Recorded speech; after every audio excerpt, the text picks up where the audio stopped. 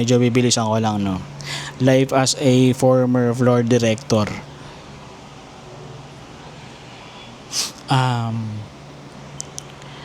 Medyo ito yung pinaka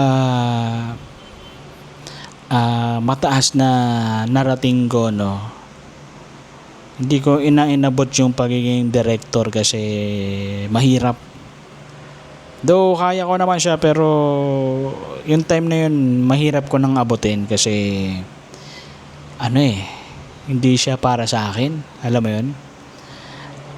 Nung buhay ko sa pagiging floor director, sobrang dami kong connection, madami akong pera, ginagalang ka, powerful ka kasi parang lahat ng tao sa paligid mo nakatingala sa'yo. Pero mas mataas ay yung artista, mas mataas ay yung writers, mas mataas ay yung mga nasa mga executive, syempre. So ka lang production assistant na naging floor director, no. Ibig sabihin medyo masipag ka, magaling ka, ganyan. Kaya mong patayuin yung isang program ng ikaw lang, di ba? So mapapamahal ka din sa mga tao sa paligid mo kasi araw-araw mo sila nakikita Monday to Saturday Hindi rin maiwasan yung politics, di mo maiwasan yung iniisip nila, pero kung mabuti kang tao, no, hayaan mo na lang, tapos focus ka lang sa ginagawa mo, sa work mo. Magiging routine na siya para sa'yo, pero pagdating sa show kasi iba-iba yung nangyayari dyan kailangan mong pagandahin yung show para tumaas yung rating. Iisip ka ng mga nakakatawang bagay, nakakatawang pangyayari para ma-apply mo sa floor, no. Ang ginagawa ko nun, pinapasayaw ko yung mga tao sa barangay, pinapasayaw ko yung mga tao sa loob ng bahay, pinapasayaw ko yung mga tanod, pinapasayaw ko yung mga bouncers. So naisip ko yun kasi parang kailangan masaya lahat ng makita sa camera masaya, no. Masaya din ako doon kasi sobrang bait ng mga director ko doon, si Direk Roel, saka si Direk Ding, yan, sumalangit nawa yung mga kanila mga kaluluwa, no. 2016 sila sabay nawala sa mundo, pero alam ko naman na dahil sa sobrang bait nila kasama na nila sa Lord, no. Si Direk Ding, madalas palitan sila every week. 2 weeks kay Direk Ding, next 2 weeks si Direk Roel naman. Sila yung mga kasama ko sa One for All for One, no. Si Direk Roel sumasabay sa mga staff and crew, sa bus ng mga staff and crew, tapos si Direk Ding sumasabay sa bus ng artista. Hindi ko alam kung bakit, siguro mas malapit si Direk Ding o mas madali kay Direk Ding na gantong oras siya umalis, kasi Direk Roel mas gusto maaga siya makarating. So ganun. Napamahal ako sa kanila kasi sobrang dami nilang tinuro sa akin na hanggang ngayon alam ko na mga hindi ko makakalimutan, no, pagdating sa directing at sa buhay. Nakapanginayang lang kasi nawala sila. Naging close ko rin naman si Paolo Jose Wally, pero hindi sa ganong personal talaga na nagkwekwentuhan kami about personal life. Siguro sa lang, mga masasayang alaala lang. Madalas akong binabato ni Jose sa swimming pool, sa dagat. Madalas niya akong pakainin ng mga pagkain na nasa table niya. Madalas niya akong binibigyan niya ako ng pantalon, kung ano yung mga bagay na meron siya, siguro nabigay niya sa akin. Sayang nga nawala na yung pantalon pero maganda yun Tapos Lagi niya akong binibiro, inaasar. Pero yung asar na ano lang parang inaasar ka lang ng tito mo, di ba? Ng papa mo, ganyan. Si Kuya Wally naman sobrang ano siya, sobrang lambing kapag kausap mo na para bang sobrang bait, 'di ba? Sobrang bait. Tapos si Paolo medyo tahimik lang siya. Ano siya, masyado siyang mataas para sa akin. Kumbaga mahirap siyang biruin, kausapin. Pero sobrang bait. Sobrang bait ni Paolo. Pag Christmas may natatanggap kami sa kanila, lalo na kay Anjo Iliana, ayan. Sa kay Joey De Leon may mga natatanggap kami. Ang maganda sa Itbulaga kasi pag Christmas talagang maraming regalong makukuha maraming binibigay sa iyo, damay ka talaga lalo na ako, floor director ako, so dami ko nakukuha. Pero ang inaano ko dun yung Christmas party, kasi sa Christmas party may grand prize pag nabunod ka parang bahay, kondo o kaya kotse. Pero nung last Christmas party ko dun, ang nabunot sa kotse, direktor. Ang nabunot sa kondo, executive. So na-realize ko, teka, parang may something Tapos yung mga mabababang tao lang na empleyado ang nakukuha lang Hanabishi, Pure Gold, groceries ng Pure Gold, yan, cellphone. Pero pag yung kotse, kondo, so yun, after nun na-realize ko na wala, hindi ako dito tama. Okay naman yung mga may SSS, may PhilHealth, may kung ano ng benefits, no. Pero yung tinatrabaho mo araw-araw parang hindi sapat yung pera, yung sahod mo para doon sa ginagawa mo Yun, na-realize ko din, naganap ako ng work. Hindi, gusto ko lang muna magpahinga, tapos naganap na ako ng work kasi ayoko na talaga.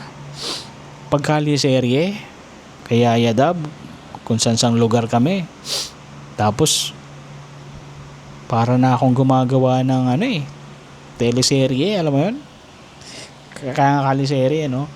So hirap kasi may mga script,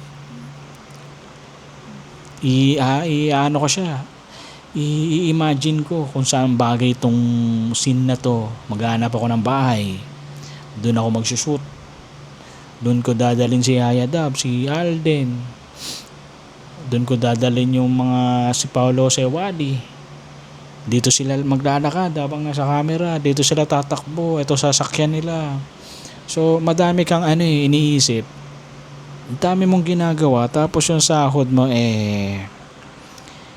hindi siya tugma alam mo yun.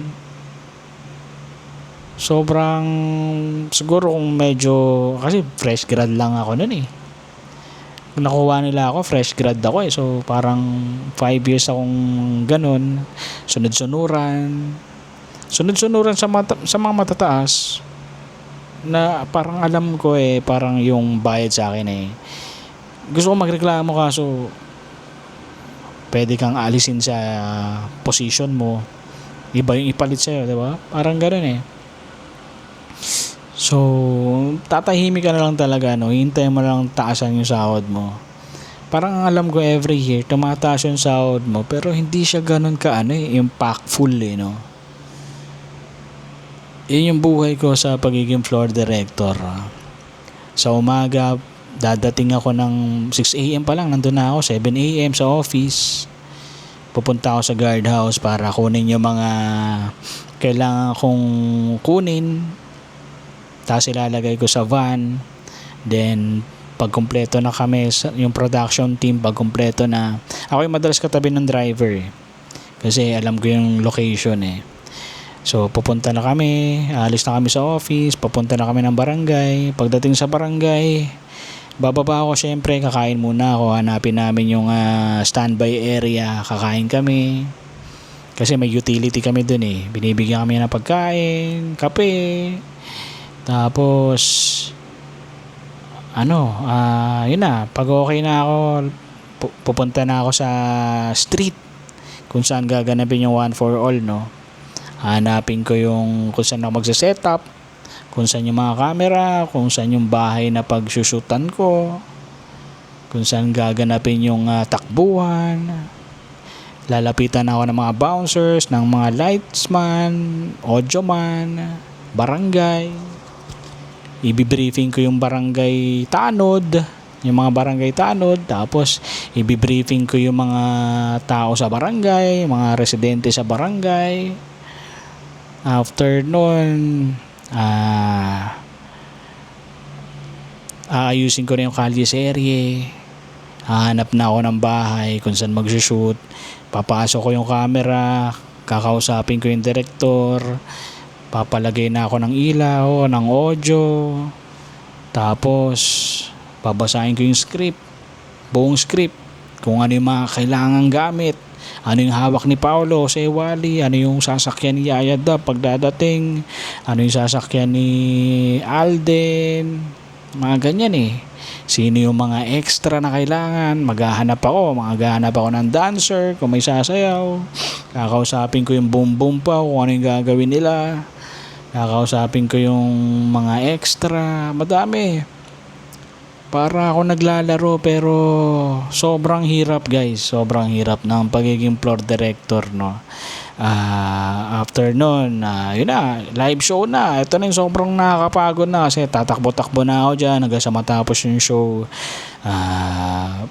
Makakahinga ka na maluwag kapag tapos na yung show kasi ibig sabihin natapos mo na maayos yung show. Tapos ikaw lang mag-isa yung floor director. Kadalasan yan 2 floor director eh, pero minsan absent siya. Tapos yung director na kausap mo sa headset, yun, kayo lang 2, parang ganun. Tapos after ng show, yun na, babayaran ko na lahat ng mga ginamit kong bahay extra, babayaran ko yung mga nanalo sa pila, bibigyan ko ng flag. Tapos doon pa lang ako kakain ng lunch. Ibig sabihin alas 3, 2:30. Doon ako lang yung kakain ng lunch kasi lahat sila nakakain na. Ganun yung trabaho ng floor director, no. Makakalimutan mo mag-lunch. Minsan nga nakakalimutan na akong balutan ng caterer. Hindi ako nababalutan, nakakalimutan nila, pero nung tumagal talagang meron na talaga. Tapos minsan wala akong gana kasi sa sobrang pagod ko, parang gusto ko na lang umupo, ayoko nang gumalaw, ganyan. Tapos yun, aalis na kami, no? Pag okay na lahat, pag nabayaran na lahat, aalis na kami, babiyahe. Minsan sobrang layo ng barangay, traffic sa NLEX, SLEX, mga ganyan. EDSA, makakadating kami ng office alas 7, alas 8. Magpa-file ako ng OT, kasi OT na yun eh, di ba? 12 hours ka nag-work eh. Di ba? Imagine 7 a.m. to 7 p.m. Di ba? Tapos babiyahin na ako pa uwi. Wala pa akong motor noon.